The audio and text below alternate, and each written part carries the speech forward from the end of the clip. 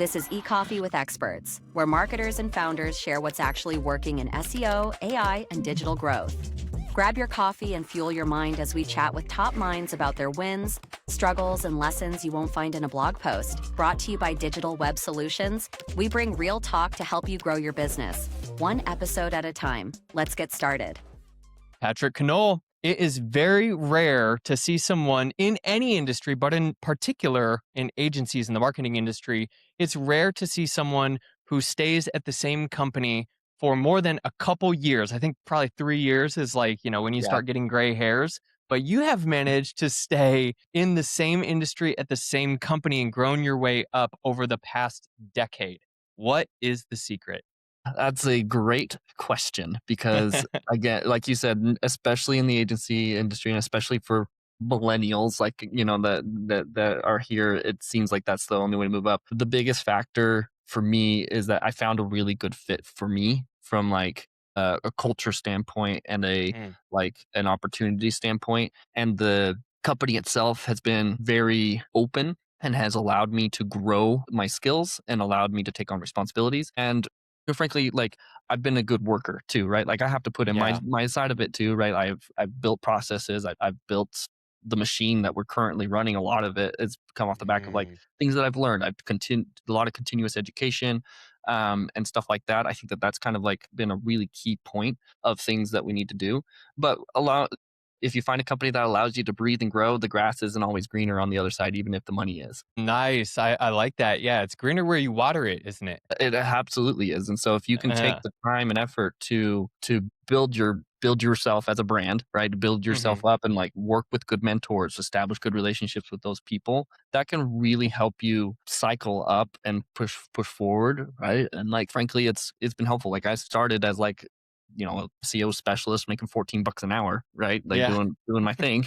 And then just kind of flexed up and cycled through doing, they asked me if hey, if I would take on an account management role. And I wasn't super interested in account management because clients are clients. Everybody knows how clients are. But I was flexible to get into that. It, gave me a pay bump and pushed into that. And that allowed me to expand my skill sets further. And I was able to continue learning until and then I kind of weaseled my way back over to doing more of the operations side of things and working through the SEO processes and building up that product and brand as we go. I love that. You mentioned something about continuous learning, and it's something that I've been toying with. Just looking at my calendar, it's interesting. I'll have a lot of meetings and I'll have a lot of output, but I also tend to think that I consume a lot. I consume a lot of podcasts, a lot of articles and books and all of that. How do you balance consuming information and saying okay, that's enough. Now it's time for me to go build. Yeah. So it depends on the medium of things that I'm consuming, right? So a lot of my consumption comes from two areas. One, I will sign up for the newsletters that actively send me information in my email, right? Because then I don't have to remember to go out and find it. It comes and finds me for the things that I'm wanting to see, right? And then because I work through my email flow, I'll usually spend first part of my day looking through my emails. And at that point, I'll read through, especially if I know I'm have a bit of time and I'm not spending more than 30 to 45 minutes doing all that together. The second place that I consume a lot of information is podcasts. Podcasts are easy to digest, really easy to do when I'm traveling, right? Or especially if I happen to need to get into the office. I'm not in the office today, but some days I'm going in the office and it's 25 to 45 minutes depending on the traffic, right? To get there. So that usually is right about amount of time for a podcast to listen to on my way to and from. It's either I'm listening to something marketing, SEO related, or sports. Those are my two things, right? Yeah. Yeah. Do you find that you have this, I know you're an avid sports fan. Do you find that you have this competitive spirit that is taken from the sports industry and gets applied? Oh, 100%. Yeah. I'm one of the most competitive people that most people know. In the circles I run, they're oh, yeah, Patrick's the competitive one. That is awesome. Do you think that had a lot to do with your progression in the agency, or I don't know? I think so, yeah, too. And if you go back to kind of also the color profiles of people, I'm a very red personality, right? I'm a person who likes to be in charge. I'm a little bit opinionated, and I try to, I like to be in a position where I can make active choices and make change, right? I still I have to actively work on like being empathetic and being a good people person too, right? Of like Mm, actively remembering like, okay, I'm working with this person to work through that. But being a person who is driven by, I want to be making decisions and being in charge and like pushing things forward and owning it when it's my responsibility, right? mm. I enjoy that aspect of it. And so I think that's definitely part of my personality too. Yeah, I mean, that makes a lot of sense. So now that you've grown to a place where you have a team, you're overseeing, the director of organic SEO, like organic marketing, basically, right? Yeah. Am I saying that correctly, Yeah, so director? director of organic Yeah, marketing, and we're kind yeah. of I'm shifting into getting a few more responsibilities on my plate, and kind of running even more of the agency operations, which is really fun. But organic marketing for us, that defines basically anything SEO, anything with content and blogging in Mm, particular, and then also like anything with like social media calendars, like regular social media posts without any paid money behind it, like any mm, of that. And then our mm. director of paid will handle the other side of it. Interesting. Yeah, I mean, I would think that a social media director is like its own separate department, but you're kind of saying there's a big overlap. Yeah, and it kind of like we want to make it so that there's like a social media space in and of itself, right? Which is Hmm. it just kind of like when we look at it from a revenue standpoint, we have to like have enough to make that work, right? And so like our Hmm. bread and butter has been SEO and Google Ads. We haven't quite worked out the math to have like a full social media department, so they live in halfway in both, right? We have some of it in the organic side of things and some of it on the paid side of things. Eventually, the Mm. goal is to kind of get that to be its own thing, but it just depends on where we can get our focuses and what the clients need, and like how can we push that forward. Yeah, yeah. So when you're managing your team, we have quite a few agency owners that listen to the podcast. And one of the main bottlenecks for agencies is releasing control and trusting the people Mm, around them. yeah, I mean, as a director, you probably are involved with a lot of strategy. You mentioned operations. How do you think about empowering your team members, even if they're not A players? Let's just assume that not sure, everybody's an A player, right? How sure. do you empower your team to think for themselves? And then if they're not quite up to par, how do you then reflect back and help them improve? I love this question, and this is actually something that I thrive in, and that's probably part of the reason why I'm also in the role that I'm in, is because I really like working with people. Right, I Hmm. have a coaching background too, so I coached ultimate frisbee competitively for college, Oh, which cool. is like a really weird niche area, but like I really love coaching, and so we have established kind of like a good what we call a level system to kind of help people understand like, okay, you are here, you're a level one, right? You can execute tasks with some supervision. A level Mm, two type of person is somebody who can execute the task list without any supervision, can solve most roadblocks on their own without any big help. And then there's like a big gap to get to somebody who we call like a level three type of person. And mm, those are people who we know can solve their own roadblocks, that can think creatively through solutions, that can kind of work outside the box. And then like a level four person is like deep experience in an area, right? yeah. So we carefully kind of make sure that we measure out the task types that they're doing, right? Hmm. And empower them through saying, here's the training. We do a full training, which encompasses like uh, some sort of documentation, whether it be a scribe how or be a document or just kind of learning it. We have somebody who's more senior do the task, they watch the task, shadow it, and then invert that, have them do the task, have the more senior person watch them do the task, and then basically sign them off, say, okay, you're good to go. Mm, We then give them that trust to say, like, you're going to do the thing and you can have that space. And then the people that we see that are showing the proclivity to go beyond in our one on one settings, that's where we kind of push on that a little bit more of like, mm, hey, where do you see yourself? Okay, if you're going to do that, I'm going to give you this project. You're in charge. Go do the mm, project. I'm not going to interfere. You come to me and say, here's the problems that I have. If you do that and you just tell me the problems without solutions, you're probably not going to be an A player. The A players come to mm, me with solutions. And I tell them mhm. that, right? And then if your solution is a little off, I'll reorient you, right? We'll get you into Yeah. the right space. So it's really kind of actively telling people, here's what I'm looking for. Here's the best part of like what you can do, and don't come to me, put another monkey on my back. If you're putting Yeah. monkeys on my back, I'm assuming you're not an A player. If you're taking monkeys off of my back, then I know that you're able to progress and get additional responsibility. Yeah, I love that. I love that. In DWS, we use 131 format, outline the problem clearly, give three possible solutions, and then highlight your best one. Do you have other sort of frameworks like the levels system, like the 131 system that you feel are like it's an easy way for us to relinquish control, knowing that we have that kind of check and balance? Like, is there process, systems, patterns that you use? Yeah, I mean, we use the analogy of a sandbox. So, Okay.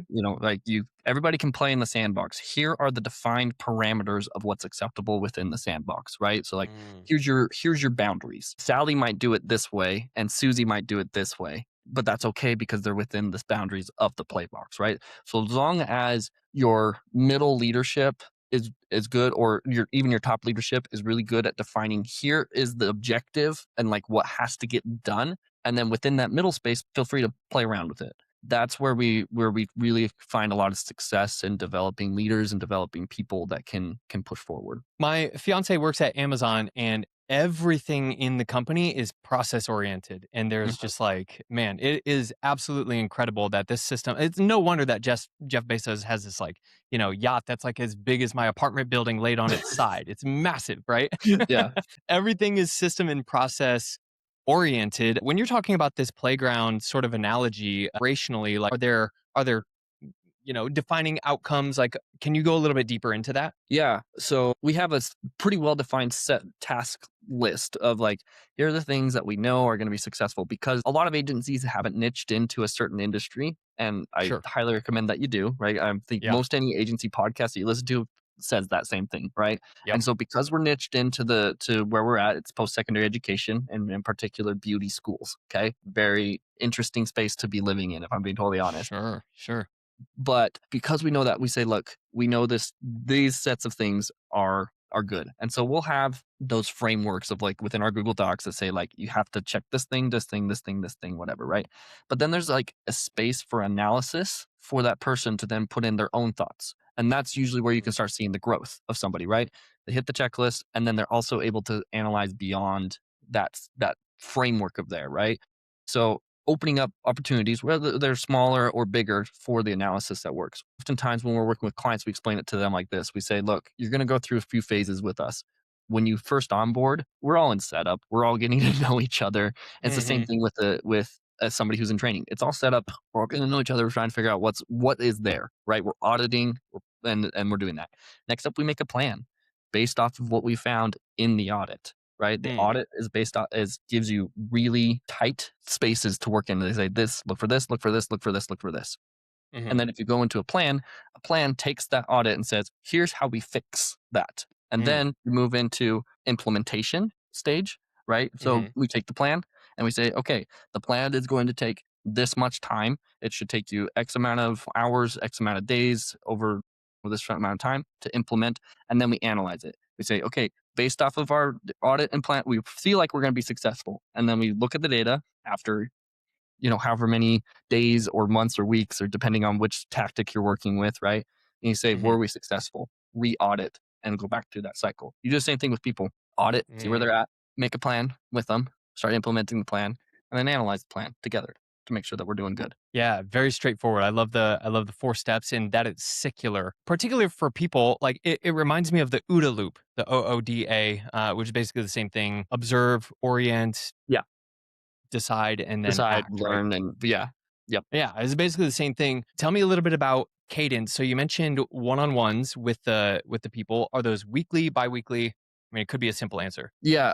So most of our one-on-ones we shoot for monthly, but if it's somebody that is kind of we're investing a little more time, it might end up being like more frequent that. But like the standard that we hold it to is at least once a month that Mhm, you should be having a dedicated one-on-one check-in with people. And we also have other cadences that help us kind of determine if we're going to need to have additional checkpoints with this person. We have a daily stand-up meeting that's 10 minutes long in the morning that mhm, we say, what did we do yesterday? What roadblocks are we facing? And what are we going to do that day? Right. So mhm, that helps especially new people, but also people like me who've done things for forever. Remember, like, hey, here's the good stuff I need to call out to my manager. That's mhm, the mhm, opportunity that we're giving there. Here's the things that I can't figure out. Can we solve it like, can we solve it together, or is it something that needs some help from another department or from a client or whatever, right? And then says, I have looked at my task list. I know what's priority, and like I can temp check that down from a managerial perspective, right?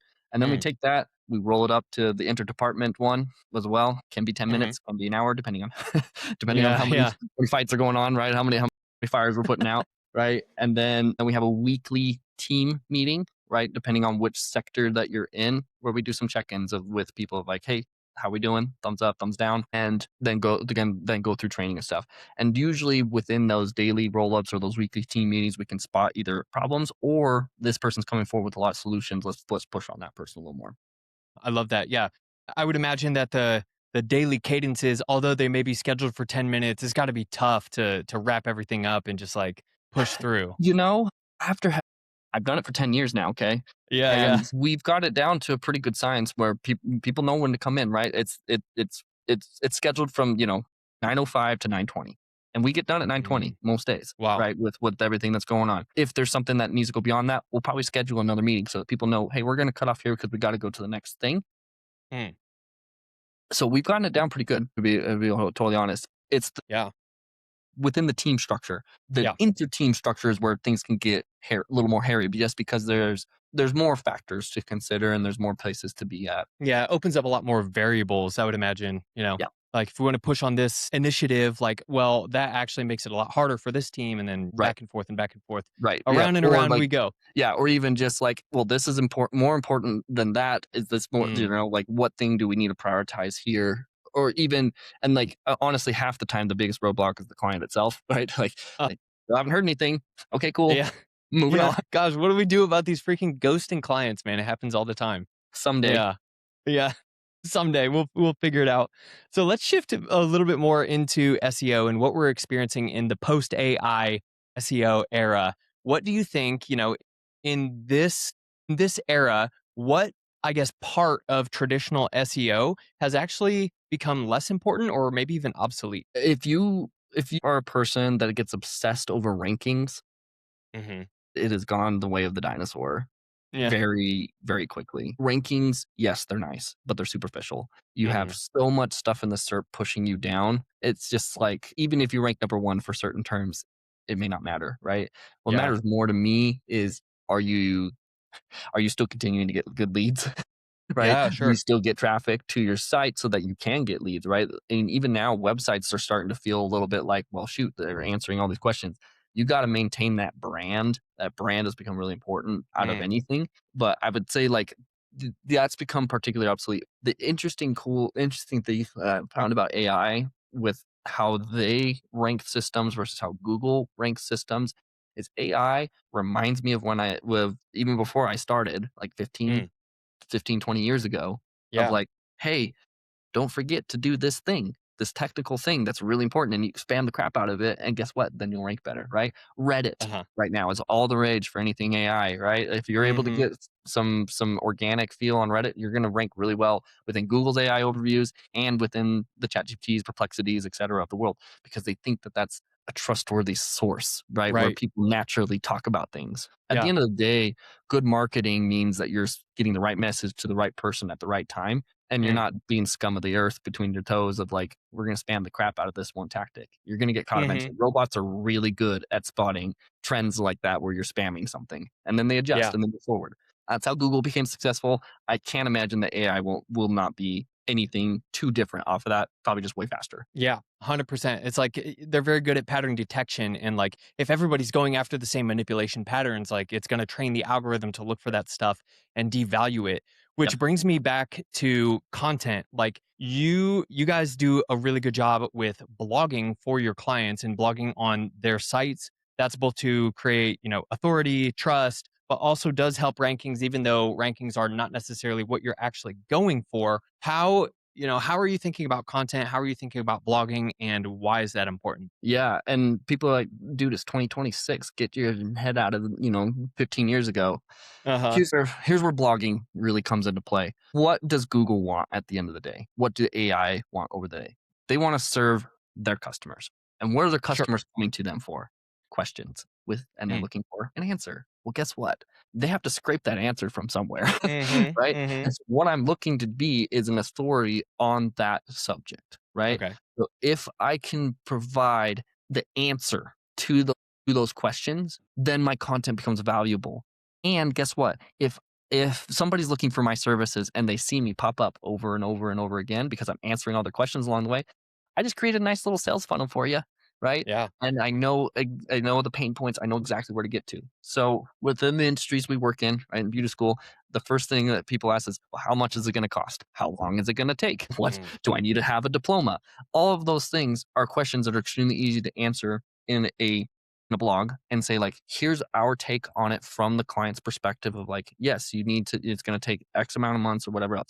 Being open and up, right? Most people are going to be trying to get an answer, and then you can have it sourced back to you, and like they're saying, okay, I see where this is helpful. This is a helpful place. This is where I can get a good education, right, within the beauty Mm. space. So when we do that through blogs, and we set it up well to have like the correct technical SEO around it, right, so that it's crawlable, it's something that we can push out.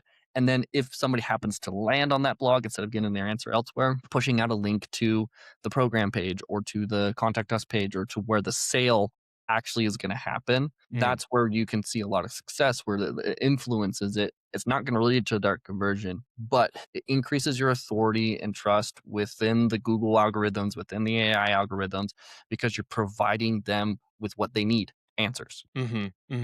I hear a lot about the formatting of these answers of blogs of like on-site or whatever, where it can be FAQ, it can be question Yep. answer. You know, Yep. there's different formats. My question to that is, you know, you probably have to find a balance between just like appealing to the algorithms with the Uh-huh. formatting, question answer, and like providing unique content. You know, because tell me if I'm wrong, but like if you get too deep into the weeds or like extrapolate too much and like talk about, you know, stuff that's not really related in an effort to be more unique, then it kind Mhm. of strays away from the value and like what LLMs are looking for being lazy. How do you balance those? Right. Well, and I think on top of what you just said, you also can get too like overly robot-y, right? Like I'm writing too much to the robot and not enough to the audience, Right. right? Right, where you're just like structure this way, blah blah blah blah blah, right? And especially if you're using AI to assist your content writing, which I believe a Hmm. lot of most companies are, right? Nobody's it's not it's the secret's out, it's there, right? Yep. So, Yep. everybody's got something, so at least an AI touch of some sort along the way, most of the time, right? And so what we're finding is there's a structure and a balance to it. We have checkpoints along the way of what we do, and a lot of the things that we have to just, if we write to people, we answer people's question up front, right? Almost like an inverted news pyramid standard, right? Mm, I actually got my degree from BYU in broadcast journalism. Okay. nice. And so I came from a journalism background, went straight into marketing, and they all teach you inverted pyramid style. Facts up first, get your information, the most important stuff out of the way, and then whatever else down towards the bottom. What that does for you is it helps you make sure you prioritize answering the question first. And then for people who want to go deeper, they'll go deeper. You can't Hmm. force them to go deeper. But if you're doing the whole thing of like, everybody hates this on the recipes where they heard about their grandma and how it was a great recipe from blah blah blah, Yeah. and then it took you 20 years to scroll down to the actual recipe, right? Nobody Right. likes that. So Uh-huh. what we're gonna do is we're gonna say, here's the recipe. Also, if you want to know about my grandma and like all these other ways that I can help you understand why this is important, great. Here's the rest of that information, right? So it's the Mm, same thing with our content structure. Is like, have a small short answer at the top, right? Answer the question straight up, right? That helps you with the AI overview, helps you with your LLM, helps you with everything else. And frankly, it helps the person too, right? Like, okay, yeah. this is what this is about, right? I'm being forthright. I'm saying, say what it is. Then go into more detail and link Mm, out to your sources, link out to the pages where you want people to be. Does Think about the flow. Think about where do I want people to go next? And if I'm able to do that successfully, then I've not only answered the question, but I've also given them value back, which mm. helps with that transaction. Yeah. I would wonder why, you know, if I'm explaining about my grandma and like that provides unique and questionably valuable Sure. content, you know, Yeah. we'll just say it's unique, right? But we do want to build EEAT. So when we're giving the answer up front, I mean, what is the value of expounding upon that underneath, other than like just running the word count up? I mean, like, what I'm asking is it providing LLMs like different value where they're sourcing more unique content, even Yeah. though if you look across the board, all 10 sites have the question and the answer? Yeah. I think it does. And I think from an EAT perspective, so just to like speak about experts generally, right? If I profess to be an expert in SEO, I should Hmm. be able to break things down in a simple enough format that a beginner can understand it. That's your top Mm, answer, right? Oh, yeah. hey, what's up? Thanks, Mac. Right. So that is your top level answer. I have, as an expert, have broken this down into a simple enough answer that anybody could understand it. Hmm. But as an expert, I also have an opportunity to show my expertise for those who can keep up, kind of, right? By explaining the depth portion of it. And Mm, that's where you get that value. Google really appreciates when you have that deep value in content. I mean, if you look at most things, like the longer your mm, content is, generally the better it ranks, right? Because they want to have that there, right? If that allows you to express your expertise. But just like any other, just like a college course, right? If I'm not ready to receive that information, I can't put it up front, right? So we have to break it down and then from there say, like, okay, here's the simple answer. Here's the nuance. Same thing I do with my mm. salespeople, right? Hey, how much? What about this SEO thing? Here's your simple answer. I'm going Yeah. to explain to you the nuance, even though I know you're just going to go give that simple answer. I don't have to explain this again later, but Yeah. it's the same concept there. Interesting. Okay. Yeah. I like that. And you liken it to a college course, which is funny because the niche is like education Yeah. businesses for aesthetics, right? Yeah. You kind of just Exactly. reflect on that. So tell me how you're sharing this with clients. Like what's the strategy? Like how do you approach them about this kind of like zero click environment and saying that like the metrics that we used to share 2 years ago are not as important right now. It's harder for us to attribute where each dollar goes and like what the Yeah. ROI is.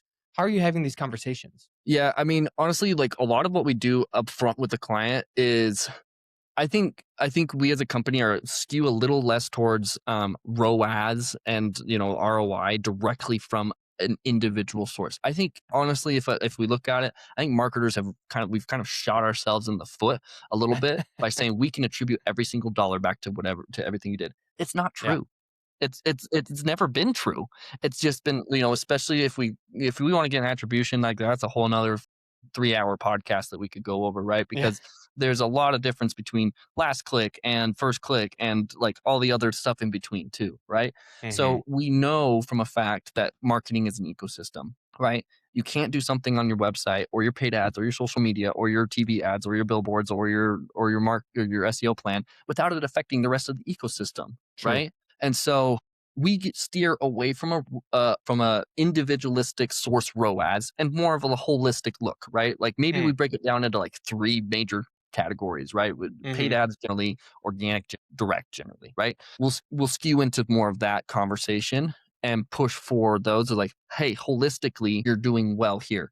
We also try not to spend too much time. Certain clients really love it when we talk about, when we talk about how many impressions they got. It's like, we, Uh-huh. right? Like, woo! That doesn't pay the bills, y'all. What pays the Uh-huh. bills is that you got a lead that you can end up enrolling, right? Mhm. Or whatever your metric is, right? So what we've done is we've done a good job of taking the conversation to how many leads did you get in and how many enrollments did that lead to? What's that percentage look like? Mhm. Okay? Because as marketing, we lead the horse to water, but there's a whole nother sales cycle after that too. And when we talked through that, it was like, we're not in charge of that sales cycle. We can help you out with some of it, but we're going to Mhm. bring you marketing qualified leads. Here's what we Yep. define as a marketing qualified lead. You might then filter that down to a sales qualified lead or whatever, and then into here's like people we can actually work. We backwards math that all the time with clients. We have national averages that we work with because we work with a ton of schools. And so we say, Mhm. hey, roughly here, if you're in California, it's probably higher. If you're in Yeah. Nowheresville, Nebraska, probably lower, right? Like Mm. those are some of a lot of the nuances we have and we look for people within our account manager structure that can explain that can be good Mm. at walking through those steps that feel like that they're really partnering up with the business. If you as a marketer, like the number one tip I tell interns that work with us or like young kids that want to get into marketing, I was like, look, I love that you love marketing. I love marketing. Go understand business. Yeah. Because if you can't Yeah. attach your business and your marketing together, you're not going to get far. Yeah. I mean, it's like that's the point of marketing, right? And I had I'm blessed to have had the opportunity to work for a very high level marketer agency owner, and I reported directly to him a couple years ago when I was like kind of getting into the field. Far less than 10 years ago, by the way, Patrick, like Yeah. not even close to where you were at. But his thing was like, if you want to learn business, go work for a marketer, like go understand like marketing, because that's what it is the process of bringing people into the business. But then, like you said, there's a whole sales cycle afterwards. I had a podcast guest on earlier this week, and he had this metric which I really like. It's called marketing efficiency ratio, MER, which is Yeah. basically like the simplified version, because attribution is getting so hard to track. Is basically how much money did you spend on marketing in total, and then how many dollars did you extract from Yeah. That marketing sounds great. in total. It's kind of like it's the only way to go. My question with that for you, let's assume that we're working with that same KPI. How much influence do you have, since you work, you're niche down, you've identified your ICP and the market that you work in. How far do you go in terms of advising them on like enrollment fees, or like low level, or like business structure? You know what I mean? Because they're probably looking at you. Yeah, yeah, and, like, frankly, they do look at you, and honestly, a lot of what we end up doing when we start talking about the post-marketing, we'll tell them, "Look, we're marketing experts. That's what we eat, breathe, and die and do, right? We Hmm. love doing that. We know enough about the rest of this stuff to be dangerous, but not enough Hmm. to advise you on your business, right? Go Hmm. talk to your other school owner buddies. We've actually partnered up with the largest association for cosmetology schools in the whole nation to say, Cool. like, hey, go talk to these guys. They can help you with that part of it. We also have Nice. talked with enrollment. We have partners that are enrollment experts. So we say, look, this is our expertise. If you want a quick answer, again, back to the quick answers, right? Here's a quick and dirty answer that we think is right. Don't hold it against me because I'm not the expert. But Mm. we know adjacently enough to say, here's kind of roughly where we think things should be at. Here's a partner that can truly answer your question. That's a really in-depth, that goes deep on this, that really loves it. You'll like him or her to work with that Yeah. person, right? Go deep with them. Here's our surface level of, like, we understand it to this much and we want to Hmm. help you with this much. After that, we're okay with admitting we're not the expert, and we just say, Mm. here's an expert to work with, or go find one and they can help you. What I'm hearing from what you just said is expectations are important right up Mhm. front. Incredibly. Transparency that we don't know everything, and then partnership, which we do know people who do know, if not everything, most of it. As we kind of wrap up our time here, like, what strategic initiatives are you thinking about for 2026 that maybe, I don't want you to give away the secret sauce, but like if you can give away everything except the secret sauce, like that's what I'm asking. For our clients or for Oozle? Let's talk about agency growth first, and then we can go into to Yeah. the clients. Okay, yeah. So Oozle is kind of in an interesting place. We have a parent company that we have to work through, right? And so we're kind of splitting in. We're kind of continuing some of those conversations of, like, how do we operate? How do we do those stuff? Hmm. Best thing that we do, and we started this during COVID, is Okay. we started the Beauty School Summit. Okay, Oh. we do an online 20-minute sessions for, like, 5 hours or so, right, with breaks in between. We get sponsors, they give away stuff, we give away an entire website, Oh, wow. value of, and we have speakers that come in. Like, we have our own speakers, and then we have our partners that we refer Uh-huh. to fairly frequently come in and speak, and then people who are kind of well known in the industry. And from that, we're able to extrapolate a ton. Oh, We're yeah. able to have case studies. We have good content. We have testimonials. We have ads to run from our social media side of things and our PPC side of things. We also we haven't done this yet, but I'm hoping that we can do this in the future, right? We can turn that into a downloadable PDF with all of the things that we have. Maybe we turn it into a book like you guys have, right? Things like that. Nice. It creates a lot of content. We do that once a year, right? It's coming up on April 30th.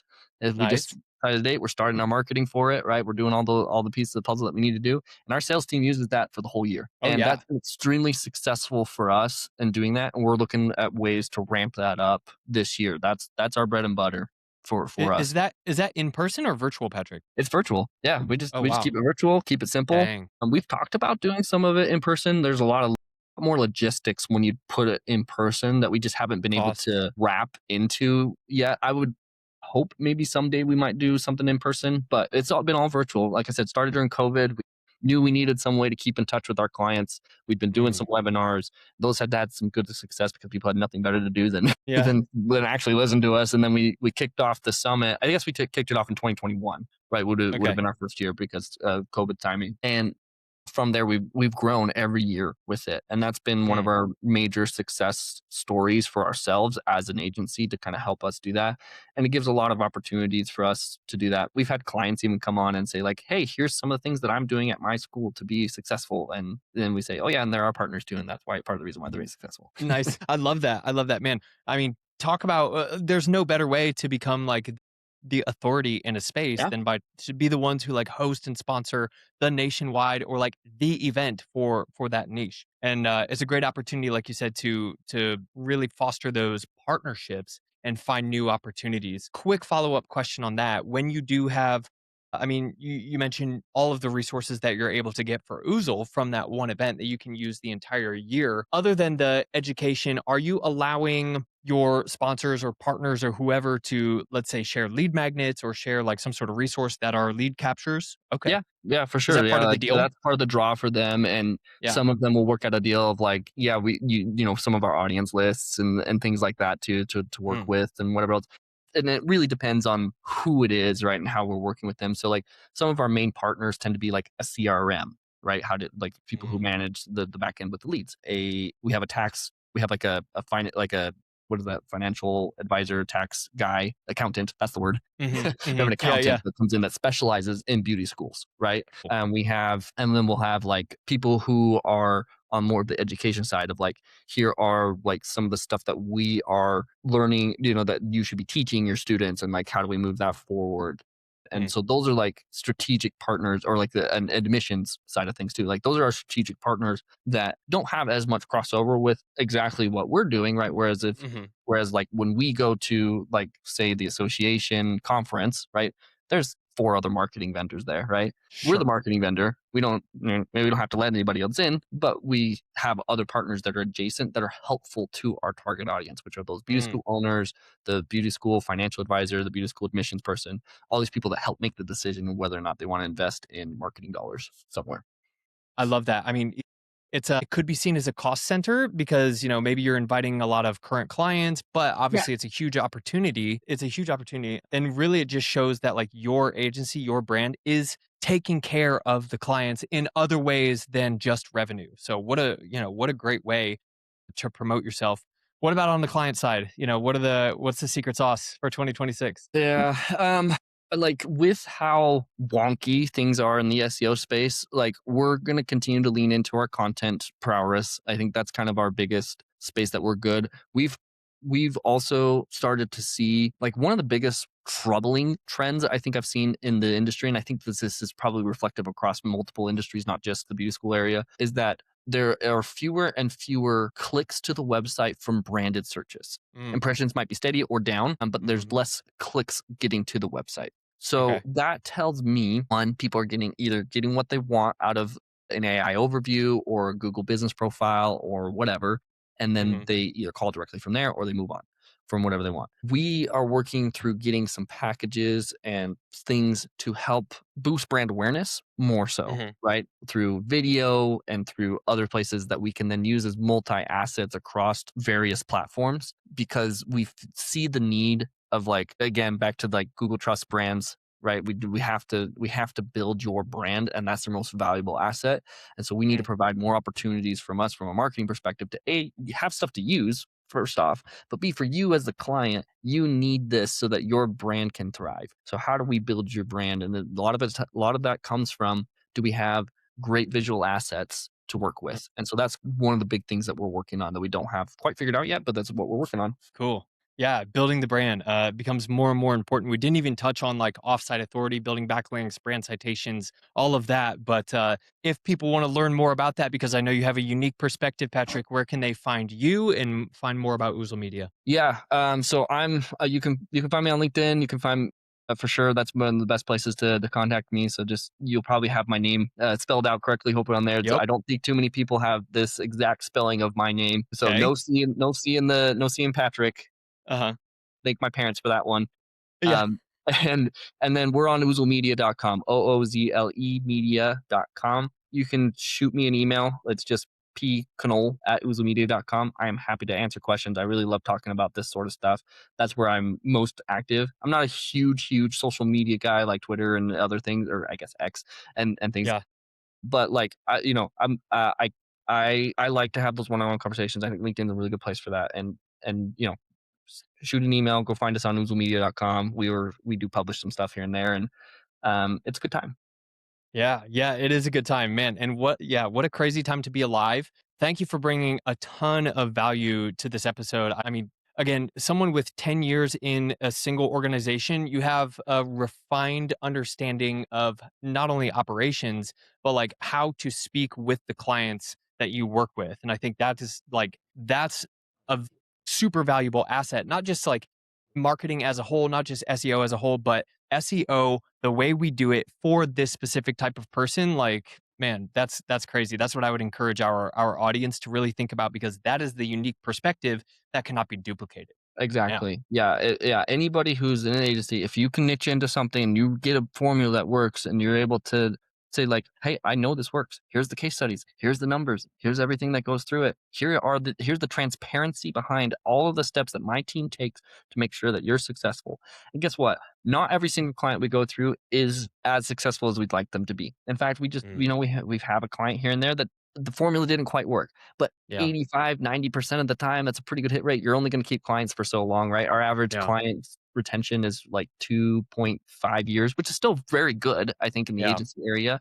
But Mhm. if you can build some real revenue that way by retaining clients for a long time, by being transparent and having a formula that works, milk it. Go for it. Go for it. I love it. Patrik Connole, thank you so much for being here. Thank you.